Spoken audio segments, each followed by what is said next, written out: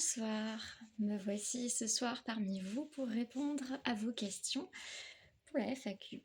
Alors merci déjà pour vos questions qui étaient extrêmement pertinentes et j'ai pris beaucoup de plaisir à réfléchir à chaque point qui ont été énoncés. La première question était: est-ce que tu te censures parfois dans ton processus créatif? Alors, évidemment, quand on commence jeune, on a toujours, je pense, quelques tabous, moraux ou stylistiques qui font qu'on se censure, même sans le savoir parfois, puisqu'on est héritier, de tout un passé et de tout un socle de croyances.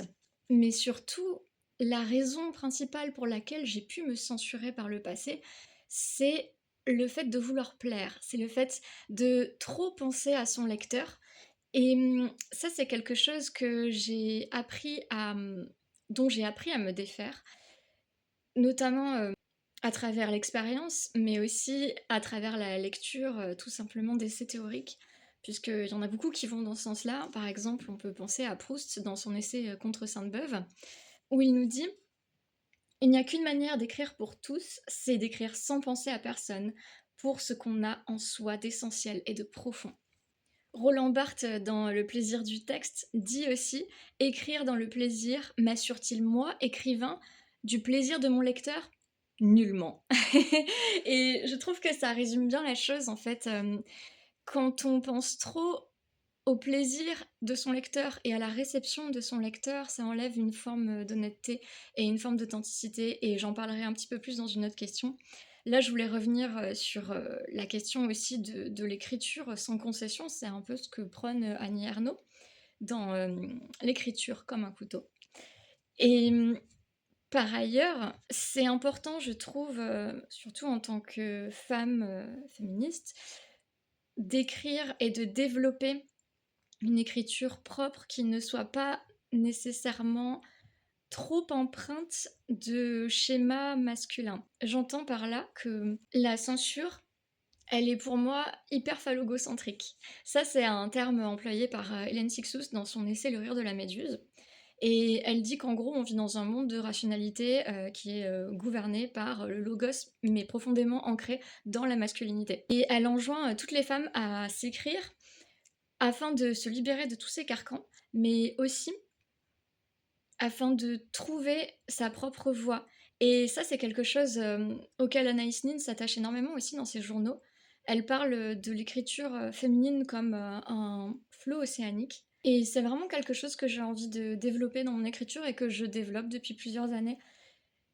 Ça m'a été permis uniquement en me détachant de l'idée: je vais être lue. Si on pense trop à son lecteur, si on pense trop à sa famille, si on pense trop aux gens qui travaillent avec nous, etc., on va se mettre dans une toute petite case et ça va sincèrement amputer notre créativité. Il y a autre chose aussi, quand j'étais plus jeune, je me souviens de mes certaines copines qui m'avaient demandé à lire mes poèmes. Je leur avais prêté mon grimoire, c'était littéralement un grimoire dans lequel j'écrivais en parchemin. Et lorsqu'elle les avait lus et qu'elle m'avait rendu le grimoire, elle m'avait juste donné un silence très éloquent. Et il n'y a même pas eu de j'aime, j'aime pas, ça me parle pas. Non, c'était juste un gros silence. Et mine de rien, ce micro-rejet, je pense, m'a un peu micro-traumatisée parce que j'attendais trop de leur réaction. Et maintenant, quand quelqu'un veut lire ce que je fais et ne me répond absolument rien, bah, ça me passe totalement au-dessus parce que je sais que le cœur de mon travail, il se situe vraiment dans le fait d'écrire sans limite, dans une liberté totale, que ce soit au niveau moral, au niveau stylistique, au niveau idéique. En un sens, je dirais que la censure, elle amoindrit la profondeur, mais elle amoindrit aussi l'universalité de son propos. Et c'est un petit livre théorique qui est très beau, qui s'appelle Poetry Will Change Your Heart, qui parle de ça, et qui dit: qu'est-ce qui vous touche le plus? Quelqu'un qui dit: oh, quand j'étais au lycée, c'était difficile de se faire des amis. Ou je passais tous les midis enfermée dans le placard de mon lycée pour manger mon repas. En fait, plus les expériences sont personnelles, sont incarnées, et plus on touche à l'universalité. Deuxième question. N'as-tu jamais peur d'écrire un texte qui ressemblerait à celui d'un autre auteur? C'est vrai que j'ai longtemps cherché l'originalité, la singularité à travers mes écrits, et en un sens, ça m'a conduite à une forme d'artificialité aussi et d'une forme d'inauthenticité. Et c'est lié à la première question parce que j'étais tellement focalisée sur le lectorat qu'au final, j'avais oublié que le plus important quand on écrit, c'est d'être honnête. Pour moi, c'est la première qualité d'un écrit. Même si c'est faux, en fait, on s'en fiche, mais est-ce que dans l'expérience que tu relates, tu es honnête? Après, il faut pas s'en faire. Tout a déjà été dit, tout a déjà été écrit. Mais ce qui est unique, c'est la somme de toutes vos expériences, de la pluralité de vos expériences, qui fait que vous avez une voix unique. C'est votre personnalité qui a été forgée par ces expériences et votre sensibilité qui vont faire que votre style, votre patte sera unique, même si vous racontez une histoire qui a été racontée 10 millions de fois avant. Et d'ailleurs, on ressasse toujours plus ou moins les mêmes histoires en fait. Et c'est ok. Mais c'est aussi pour ça que je déteste vraiment les tropes et les clichés en général dans la littérature. Et notamment, attention, je n'aime pas spécialement le schéma actantiel, que je trouve extrêmement masculin en fait. Parce que l'histoire fonctionne à coup de quête, récompense, évolution, et elle est souvent hyper androcentrée. Moi, j'aime bien explorer une poétique de l'errance. En tout cas, j'aime quand ma littérature et mon texte se perd dans ses propres méandres. Et en ce sens, je crois que c'est pour ça aussi que je préfère la poésie. Alors selon Paul Valéry, il fait une analogie que je trouve assez parlante. Beaucoup de gens ne seront pas d'accord avec ça, mais beaucoup de gens comprendront aussi où il veut en venir. Pour lui, le roman, c'est comparable à la marche. C'est aller d'un point A à un point B. Alors que la poésie, c'est comparable à de la danse. C'est une forme d'errance. Et je crois que c'est vraiment en ce sens que je préfère l'errance et que j'y trouve un vrai terreau magique et poétique et surprenant qu'on ne va pas nécessairement trouver dans un roman avec une construction et une structure classique. Pour les gens qui manquent de confiance en eux, et ça nous arrive tous, et moi ça m'arrive absolument tous les jours aussi, je vous conseille vraiment très fort de lire Lettre à un jeune poète de Rilke. Il nous dit d'écouter la musique de notre propre vécu et de la retranscrire avec autant d'honnêteté que possible. Et par rapport à la question de l'imitation, parce que oui, on va toujours finir par imiter, je pense que c'est une phase qui est nécessaire pour mieux se trouver après. Et il faut vraiment se décomplexer par rapport à ça. Trouver sa voix, c'est un cheminement qui est très long et encore une fois, c'est ok. Alors, des conseils pour éviter de tourner en rond dans son propre univers littéraire. J'aime énormément cette question. Je veux dire ça à chaque question, mais vraiment. Il y a tellement de choses à répondre à ça. J'ai des dizaines de conseils à donner, des choses que j'ai appliquées sur moi. C'est en réfléchissant aux réponses que je voulais donner pour cette FAQ que je me suis dit qu'une FAQ était absolument pas suffisante et qu'il faudrait que je fasse vraiment une masterclass sur comment sortir de sa zone de confort littéraire et poétique. J'ai tellement de choses à vous raconter. J'ai tellement expérimenté ces dernières années depuis que je publie ma propre poésie. Et là, je vais être publiée dans une revue et dans une anthologie, donc voilà, ça finit par payer un peu, quoi, c'est cool. Donc, à vue de nez, sans développer, parce que c'est des choses que je développerai dans la masterclass, je dirais que pour éviter de tourner en rond dans son univers littéraire, je dirais que il faut absolument, justement, imiter différents styles qui, en plus, ne nous ressemblent pas. Imiter un style baroque si on écrit sec, imiter un style épuré si on écrit lyrique, imiter, explorer, se mettre à la place d'eux. Ça, c'est intéressant. Écrire dans plusieurs moments et plusieurs lieux différents.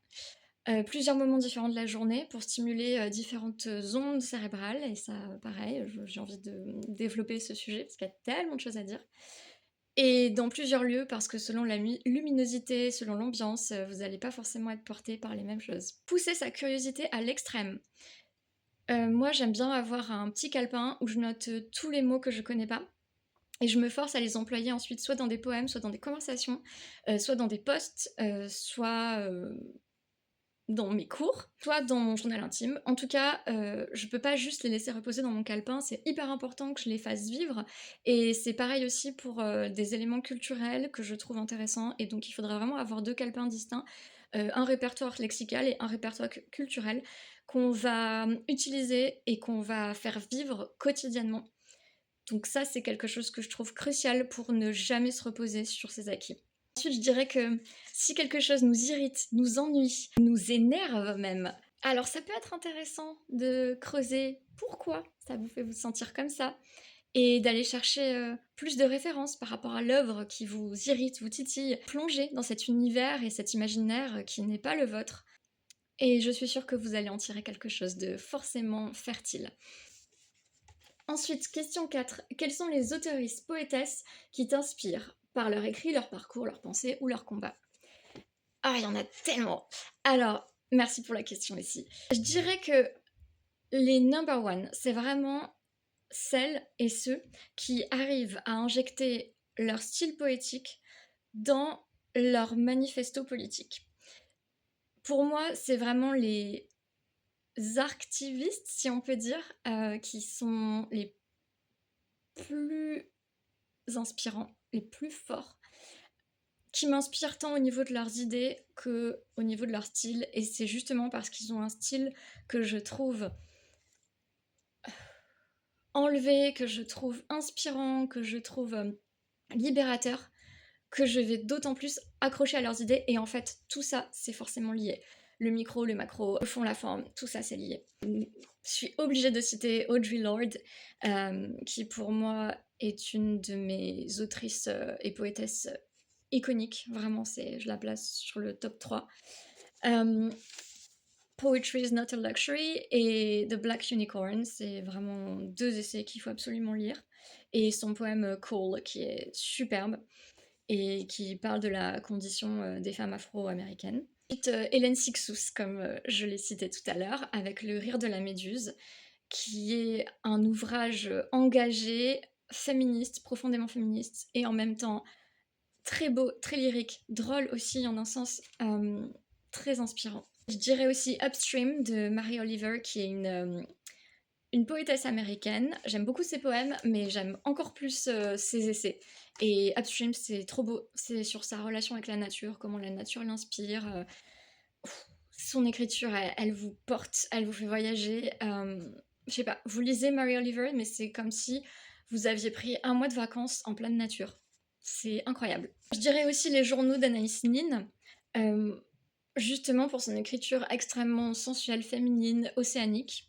Et puis, évidemment, je suis très fascinée par la pensée de Georges Bataille. Alors là, on n'entre pas dans un style poétique du tout, mais c'est juste que je trouve qu'il a permis d'aller tellement plus loin au niveau de la pensée critique dans les années 50. Et ses écrits, l'expérience intérieure, l'érotisme et la littérature et le mal, pour moi, c'est pareil, des écrits phares. Et j'adore aussi toutes les œuvres qui ont hérité, qui ont été inspirées de cet héritage théorique, comme par exemple Hellraiser de Clive Barker, avec justement cette expérience des limites, ou encore même si la filiation n'est pas forcément évidente, Les Nuits Fauves de Cyril Collard, le livre comme le film. Évidemment, on peut critiquer Cyril Collard autant qu'on veut, mais moi je trouve qu'il avait quand même pas mal de courage et ça se sent à travers son écriture, son honnêteté, sa crudité. Euh, et en même temps, il transmet une sensibilité qui est tellement à fleur de peau, tellement synesthésique. Ses couleurs, elles sont sublimes, que ce soit dans le livre comme dans le film. C'est extrêmement poétique et extrêmement brutal à la fois. Enfin, je trouve ça vraiment fascinant. Et voilà. Ensuite, quelle musique recommandes-tu pour écrire des techniques insolites? J'adore.